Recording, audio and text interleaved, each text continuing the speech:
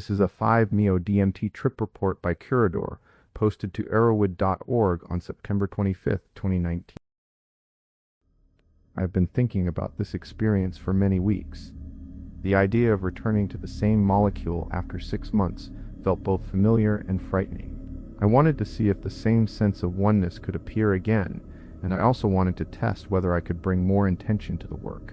I spent the days before the ceremony reading, watching videos, and speaking with people who have used this substance many times. I learned that respect, clear purpose, and a safe environment are the most important factors.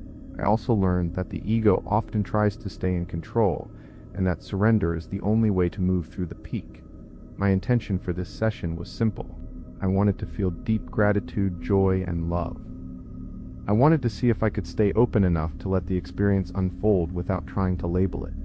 I also wanted to notice how my mind reacts to fear and how quickly that fear can dissolve. I wrote these intentions down on a small piece of paper and placed it on the floor beside the rug that would become the center of the space. The setting was prepared in our living room. My spouse helped move the coffee table and a few chairs to make room. We laid a special rug in the middle of the room. The rug is thick, hand-woven, and has a pattern that feels grounding when I stand on it. I placed a yoga mat at the head of the rug, facing west, and a small pillow at the foot of the mat. The pillow would be where I would lie down after inhaling. I chose the west because I have always associated that direction with endings and the setting of the sun, which feels appropriate for a journey that ends the ordinary sense of self. Music was set up on a Bluetooth speaker. I selected Brian Eno's Discreet musics because it is long, minimal, and does not demand attention. The sound is like a gentle tide that rolls in and out without any sudden changes.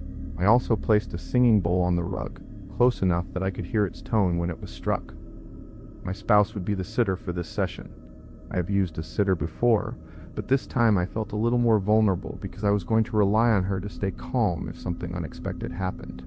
I prepared the smoking apparatus in the kitchen. I crushed fresh mint leaves and pressed them into the bowl of a small glass bong. Then I sprinkled the nearly 15 milligrams of synthetic 5 MeO DMT freebase crystal on top of the mint. My guide had suggested this method so that the crystal would not be exposed directly to an open flame, which can destroy the active compound. I tamped the mint gently, making sure the crystal was covered but not packed too tightly. The mint acted as a buffer and also gave the smoke a cool, herbal taste. When everything was ready, I sat on the mat, placed my hands on my knees, and looked at my wife. I told her that I was scared. My voice trembled a little, but I tried to keep it steady. I had seen many videos of difficult trips and read accounts of people who felt panic. I knew that fear could be a sign that the ego was trying to hold on. I also knew that if I could notice the fear and let it pass, the experience could become more spacious. She smiled and placed her hand on the pipe. She said, "You just have to decide." Her tone was calm, and I felt a wave of relief. I asked her to keep her hand on my forehead if I started to struggle, as my original guide had suggested during my first session. She nodded. I felt her presence as a steady anchor. I lit the lighter and began to heat the mint slowly. The ember turned a soft orange, and the mint began to release a fresh aroma that filled the room. I drew the smoke gently, feeling the coolness of the mint on my throat. Crystal dissolved into the smoke, giving it a faint metallic edge. I held the breath for as long as I could, then exhaled slowly into the glass chamber of the bong. I pulled the bowl away and inhaled the remaining smoke in one smooth motion. I felt a buzzing sensation at the top of my head as soon as the smoke entered my lungs. I lay back on the pillow, keeping my eyes closed. My heart began to beat fast, then gradually slowed. A thought appeared. How silly you are to be afraid. I let the thought pass and focused on the sound of my breathing. I realized that the initial rush of fear was already fading. I knew I had not taken enough of the substance, so I asked my wife for the pipe again. The second draw was longer. This time the taste of the crystal was stronger, sharp, and a little bitter. I inhaled as much as my lungs would allow, then let the pipe go into her hands. I lay back again, feeling a vibration travel through my spine. My heart opened, and a wave of warmth rose from my chest to my throat. I felt my sense of self begin to slip away as if I were watching my own body from a distance. The music continued, low and steady. The singing bowl was struck once, and its tone resonated through the rug. The sound seemed to merge with the music, creating a single hum that filled the room. I could hear my own breath moving in time with that hum. My body felt light, as if it were a vessel for a song that I could not name. A feeling of gratitude rose inside me, deep and pure. It was not the kind of gratitude that comes from thinking about a specific person or event. It was a gratitude for simply being, for the breath, for the sound, for the space. My chest felt like it was expanding, and tears began to form at the corners of my eyes. I did not try to stop them.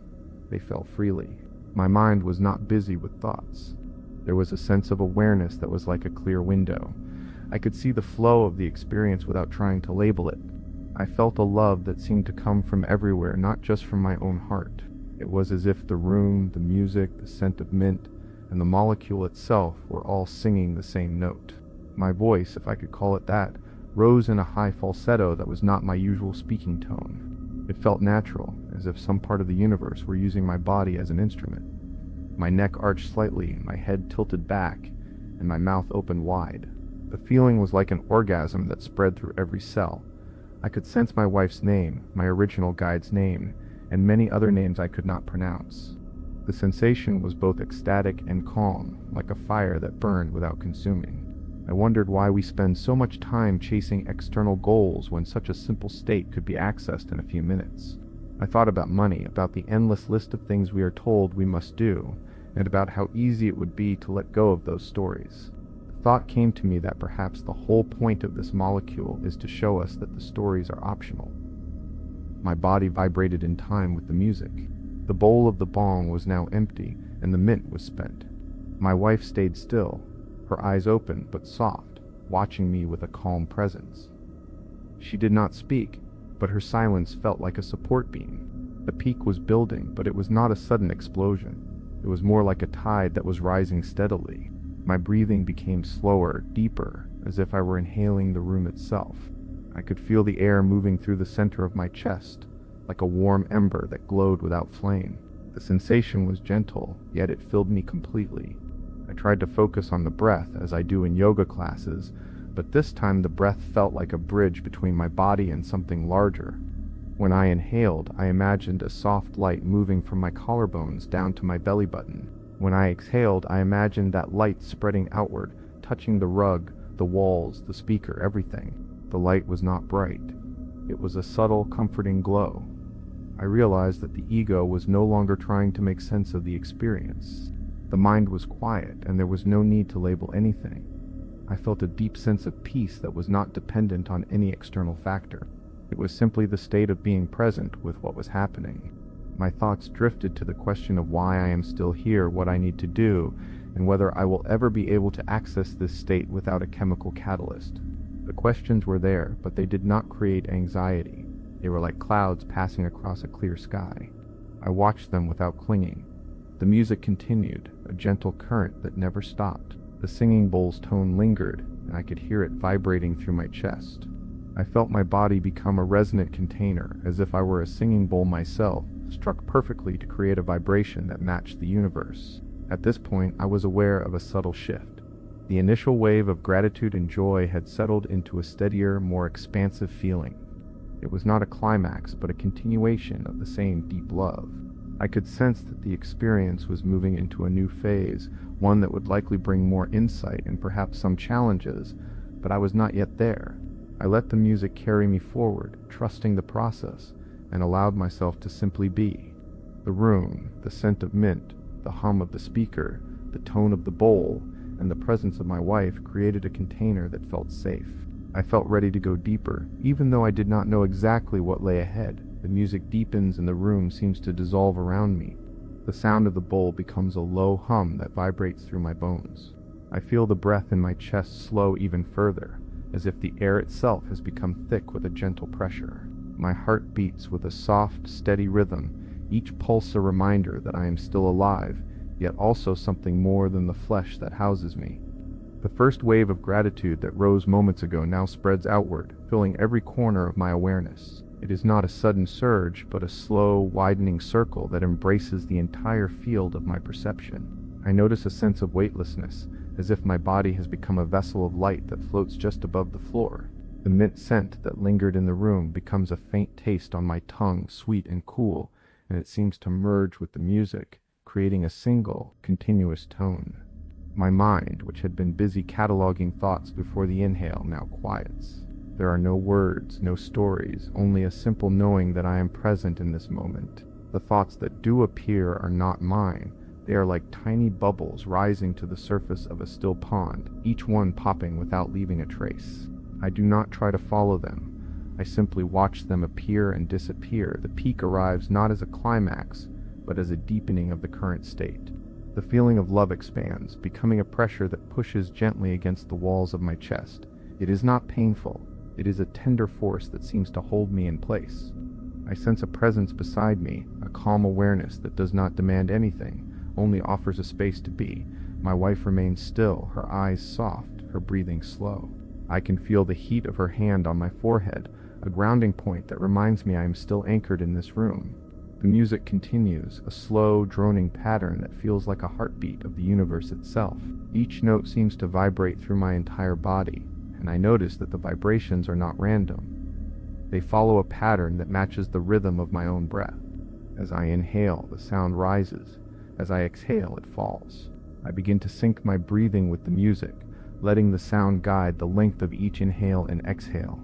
This creates a sense of unity between the external and internal, a feeling that the room, the music, my body, and the substance are all part of one single flow. The sensations become more vivid. My skin tingles as if 1,000 tiny pins are lightly touching it. A warm glow spreads from the center of my chest outward to my arms, my hands, my face. My eyes feel moist, and tears begin to roll down my cheeks without any sadness attached. They are simply an expression of the depth of feeling that is present. The tears feel like a cleansing, washing away any remnants of fear that might have lingered from the beginning of the session. I notice that my thoughts about the world, about money, about the daily grind have faded into the background. They are still there, but they do not have any pull on me. Instead, there is a clear sense of what is important. The simple act of being alive, the connection to another human being, the breath that moves in and out, the sound that fills the space.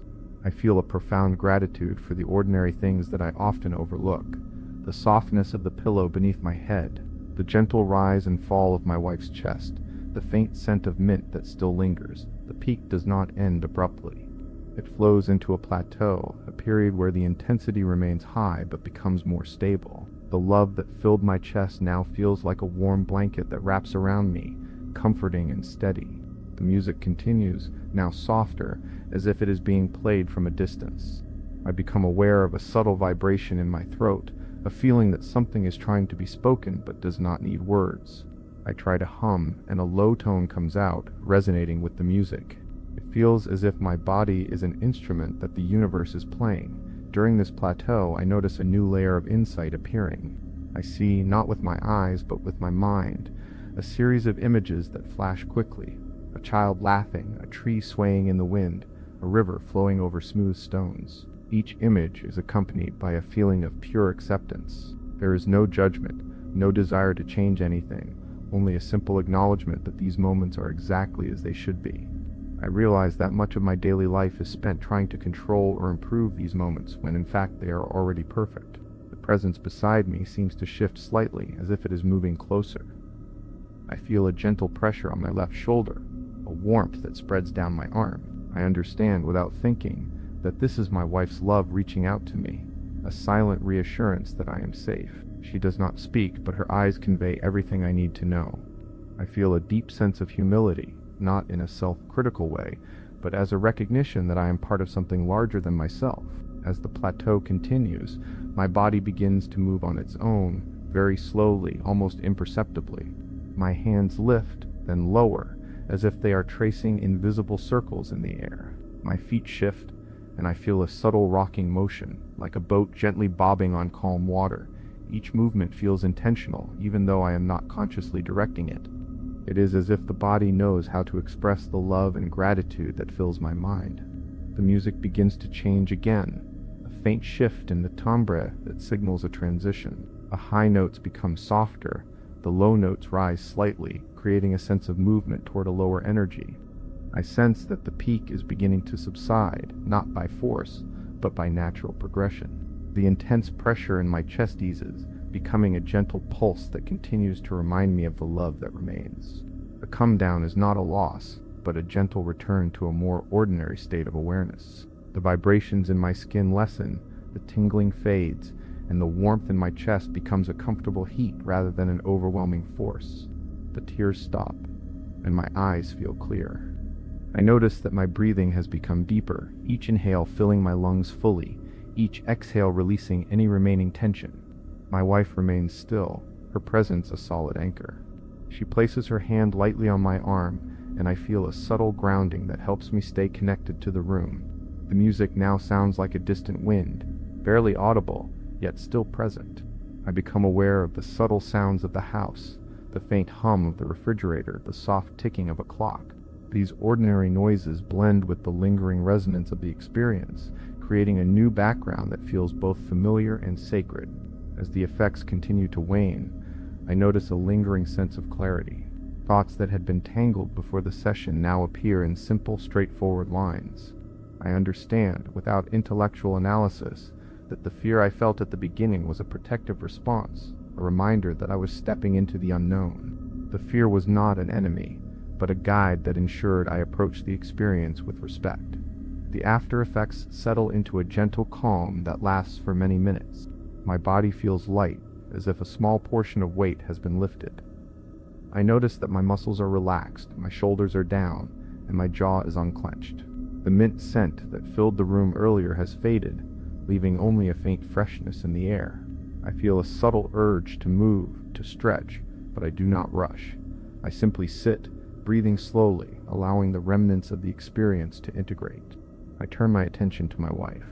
She looks at me with a soft smile, her eyes reflecting the same peace that I feel. We sit in silence for a while, each of us processing in our own way. After a few minutes, she speaks, her voice low and steady. She describes seeing a field of light, a sense of being held by something larger than both of us. Her words match what I felt, confirming that we shared a common space. I respond by describing the feeling of my body becoming a vessel, the music turning into a single tone, the love that filled my chest.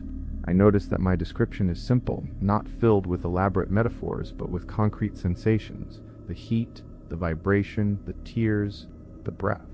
This simplicity feels appropriate, as if the experience itself stripped away unnecessary complexity. We spend the next hour in quiet conversation, moving from the immediate sensations to the larger implications. I speak about the questions that arose during the plateau. The images of the child, the tree, the river, and the realization that these moments are already whole.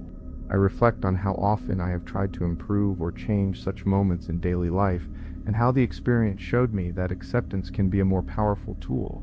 My wife shares her own insights. She mentions feeling a deep connection to the present, a sense that the past and future receded, leaving only the now. She says she noticed a subtle shift in how she perceives time, as if each breath became a small eternity. We discuss how this altered perception can be useful when we return to ordinary life, reminding us to pause and breathe fully. The integration continues as we move to a small walk outside, the evening sky painted with soft blues and pinks. The cool air touches my skin, and I notice that the temperature feels just right, neither too cold nor too warm. My steps are slow, each footfall grounded, as if I am feeling the earth beneath me more keenly than before. The world looks the same, yet my awareness of it has changed. I notice the texture of the grass, the subtle scent of the garden, the distant chirping of insects. Each detail feels amplified, not in a dramatic way, but in a gentle, appreciative manner. We sit on the porch, legs crossed, and watch the sunset. The colors shift slowly, and I feel a quiet awe at the simplicity of the scene. The gratitude that filled my chest earlier now settles into a steady undercurrent, a quiet appreciation for the ordinary. I realize that the experience did not create something new. It simply removed the layers that had hidden the inherent beauty of the moment. As the night deepens, we return indoors. I feel a slight heaviness in my limbs, a reminder that the body is still present and will need rest. I lay back on the pillow, close my eyes, and let the memory of the music linger. The sound is no longer audible, but the vibration remains, a faint pulse that I can sense in my chest. I breathe in, feeling the air fill my lungs fully, and exhale, releasing any remaining tension. The after effects continue to unfold over the next several hours. My mind remains clear, and I find that I can hold the feeling of love and gratitude without it becoming overwhelming. I notice that my thoughts are more measured, less prone to the usual chatter that fills my mind during a normal day. I feel a gentle curiosity about how to bring this awareness into my daily routine. Later, when I write about the experience, I notice that the words come easily. I do not need to search for poetic language. The sensations themselves guide the description. I write about the breath, the heat, the vibration, the tears, the music, the presence of my wife. I avoid abstract concepts, focusing instead on the concrete details that made the journey real for me. In the days that follow, I notice subtle changes. I find myself pausing before reacting, taking a deep breath and feeling the same steady rhythm that I experienced during the plateau. I notice that the urge to judge or to control situations has lessened. I am more inclined to simply observe and accept. When stress arises, I recall the feeling of the warm glow in my chest and let it soften the edge of the anxiety. I also notice an increased desire to spend time in nature, to sit quietly and listen to the sounds that are always present but often ignored. The simple act of watching a leaf fall or feeling rain on my skin now carries a depth that I previously missed. I understand that the experience with the entheogen opened a door, but the work of staying on the other side is ongoing. My wife and I continue to discuss the experience, each time finding new layers to explore. We talk about the images that appeared, the sense of being held, the feeling of the body as a singing bowl. We agree that the most valuable part of the journey was the surrender, the willingness to let go of the need to understand and simply be present. We also acknowledge that the setting, the music, the intention, and the trust between us were essential components that allowed the experience to unfold safely. Looking back, I recognize that the fear at the beginning was not a barrier, but a signal that I was approaching something significant. By honoring that fear, by naming it, and then allowing it to dissolve, I created space for the love and gratitude to expand. The process taught me that fear can be a teacher if I do not resist it. The integration process also brings up questions that remain unanswered.